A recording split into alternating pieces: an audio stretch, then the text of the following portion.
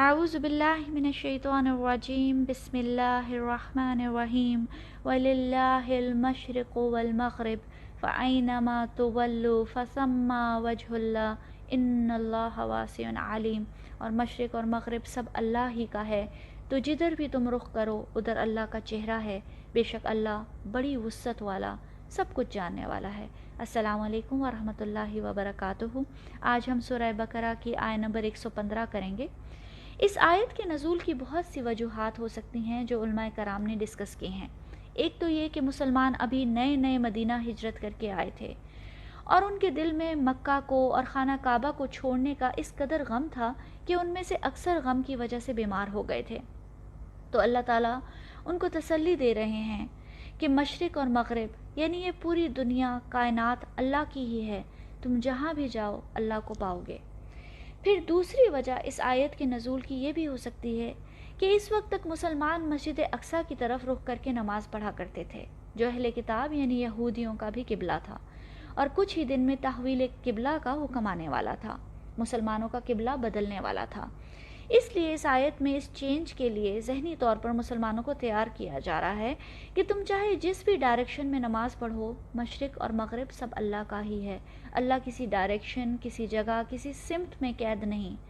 یہ ڈائریکشن اور قبلہ تو صرف انسان کو ڈسپلن کرنے کے لیے ہے تاکہ مسلمان دنیا میں جہاں بھی ہوں ایک ہی طرف رخ کر کے نماز پڑھیں، لیکن اللہ تعالیٰ کی ذات کسی سمت کی قید سے بالا تر ہے۔ جب مسلمانوں کا قبلہ بیت المقدس سے مسجد حرام کی طرف بدلا تو یہودیوں نے بہت شور مچایا کہ ان لوگوں کو کس چیز نے اپنے قبلے سے پھیر دیا ہے۔ تب اللہ تعالیٰ نے ایسی ہی ایک آیت نازل کی جو سورہ بقرہ کی آیت نمبر 142 ہے۔ سَيَقُولُ السُّفَهَاءُ مِنَ النَّاسِ مَا وَلَّاهُمْ عَنْ قِبْلَتِهِمُ الَّتِي كَانُوا عَلَيْهَا۔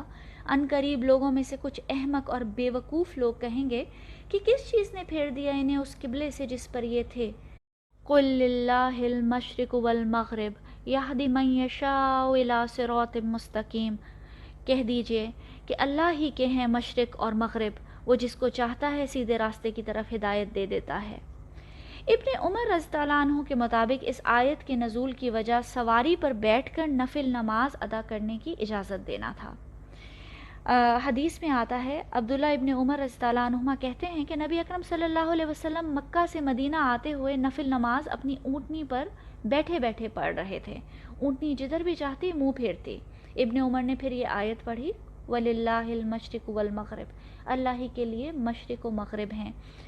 ابن عمر کہتے ہیں کہ یہ آیت اسی تعلق سے نازل ہوئی ہے۔ یہ جامع ترمذی کی روایت ہے 2958۔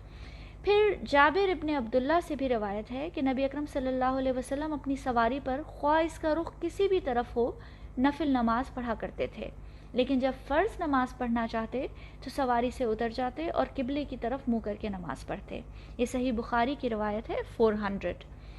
پھر ایک اور فقہی مسئلہ بھی ہمیں یہاں سے پتہ چلتا ہے کہ اگر انسان کسی ایسی جگہ ہو جہاں تمام تر کوشش کے باوجود قبلے کی سمت پتہ نہ چل رہی ہو تو وہ شخص اپنے بہترین اندازے کے مطابق جس سمت میں بھی نماز پڑھے گا اس کی نماز ہو جائے گی، ویلڈ ہوگی، اور بعد میں صحیح سمت معلوم ہونے کے باوجود اسے نماز ریپیٹ کرنے کی ضرورت نہیں ہے، یعنی نماز دہرانے کی کوئی ضرورت نہیں، کیونکہ اس شخص نے اپنی طاقت کے مطابق اللہ کے حکم کی تعمیل کی۔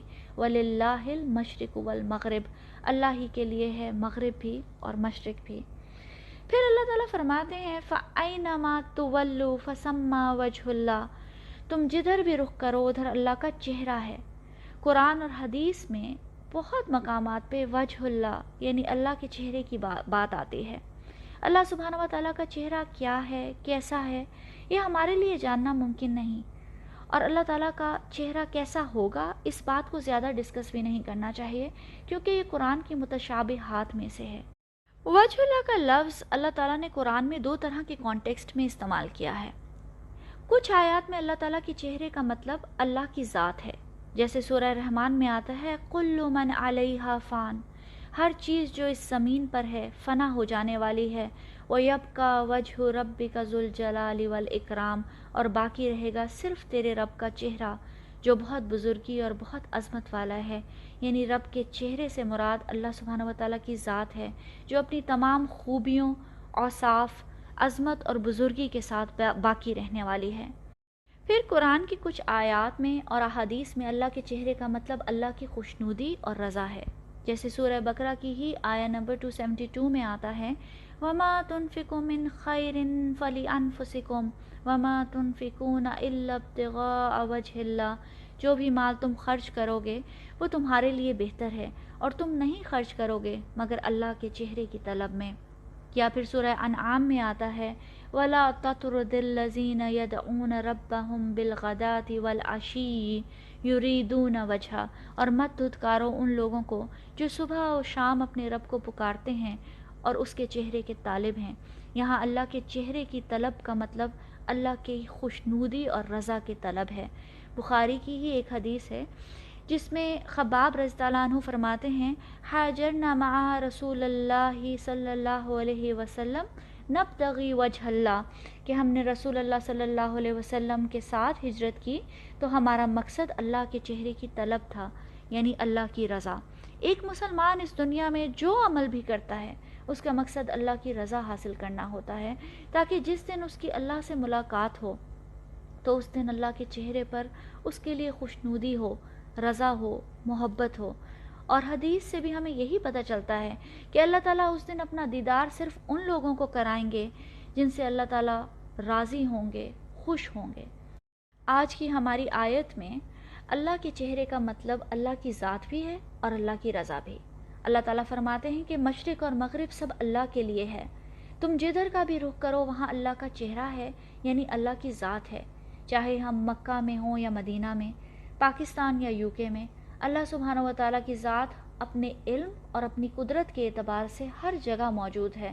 وَهُوَ مَعَكُمْ أَيْنَمَا كُنْتُمْ، اور تم جہاں کہیں بھی ہو وہ تمہارے ساتھ ہے۔ کچھ لوگ مکہ مدینہ عمرے کے لیے جاتے ہیں تو کچھ زیادہ اسلامی ہو جاتے ہیں، پھر واپس اپنے ملکوں میں جا کر وہی پرانا لائف سٹائل اپنا لیتے ہیں۔ جیسے نعوذ باللہ مکہ مدینہ میں تو اللہ تعالیٰ کی موجودگی زیادہ تھی اور ان کے ملکوں میں کم۔ یا پھر کچھ لوگ عرب ممالک میں ہوتے ہیں تو نمازیں بھی ریگولر ہو جاتی ہیں، عبایا بھی پہننا شروع کر دیتے ہیں، کچھ لوگ داڑھی رکھ لیتے ہیں، لیکن واپس پاکستان جا کر سب کچھ ریورس ہو جاتا ہے۔ یا اکثر لوگ پاکستان سے جب دبئی، UK، کینیڈا، امریکہ جاتے ہیں تو سارا ویلیو سسٹم ہی بدل جاتا ہے، کپڑے، لائف سٹائل، یہاں تک کہ ہیلووین اور کرسمس منانا شروع کر دیتے ہیں، جبکہ اللہ تعالیٰ تو ہر جگہ موجود ہیں۔ اللہ تعالیٰ کی کسی شہر، کسی ملک، کسی کلچر، کسی سمت میں محدود نہیں۔ ان اللہ واسع علیم، اللہ تعالیٰ بڑی وسعت والا اور سب کچھ جاننے والا ہے۔ تم کہیں بھی ہو، چاہے مشرق میں یا مغرب میں، اللہ کی ذات تمہارے ساتھ ہے۔ اور دوسرا مطلب اس وقت کے مسلمانوں اور اہل کتاب کو یہ بتانا تھا کہ تم کہیں کا بھی رخ کرو، چاہے بیت المقدس کی طرف یا مسجد حرام کی طرف، تمام مشرق و مغرب اللہ کے ہی ہیں۔ اللہ کی خوشنودی، اللہ کی رضا کسی خاص سمت میں نہیں بلکہ اللہ کے حکم کی تعمیل میں ہے۔ کسی بھی سمت کی حرمت اور تعظیم صرف اللہ کے حکم کی وجہ سے ہوتی ہے۔ اگر اللہ تعالیٰ نے بیت المقدس کو قبلہ بنایا تھا تو اس وقت اس میں اللہ کی خوشنودی تھی۔ اب اللہ اگر مسلمانوں کا رخ مسجد حرام کی طرف پھیرنا چاہتے ہیں تو اس میں اللہ کی رضا ہے۔ تم اللہ کے حکم کو پورا کرنے کے لیے جس طرف بھی رخ کرو وہاں اللہ کا چہرہ، اللہ کی خوشنودی اور رضا پاؤ گے۔ حضرت عبداللہ ابن عمر رضی اللہ عنہ سے روایت ہے کہ رسول اکرم صلی اللہ علیہ وسلم نے فرمایا جب تم میں سے کوئی نماز میں ہو تو اپنے سامنے نہ تھوکے، کیونکہ جب وہ نماز پڑھتا ہے تو اللہ اس کے سامنے ہوتا ہے۔ یہ صحیح بخاری کی روایت ہے 398۔ ان اللہ واسع علیم، وہ وسیع ہے، وسعت والا ہے، اس کا علم ہر جگہ ہے، ہر شے پہ محیط ہے، چاہے تم کہیں کا بھی رخ کرو وہ ہر جگہ موجود ہے، وہ تمہیں اور تمہارے حالات کو جانتا ہے، باخبر ہے۔ السلام علیکم ورحمۃ اللہ وبرکاتہ۔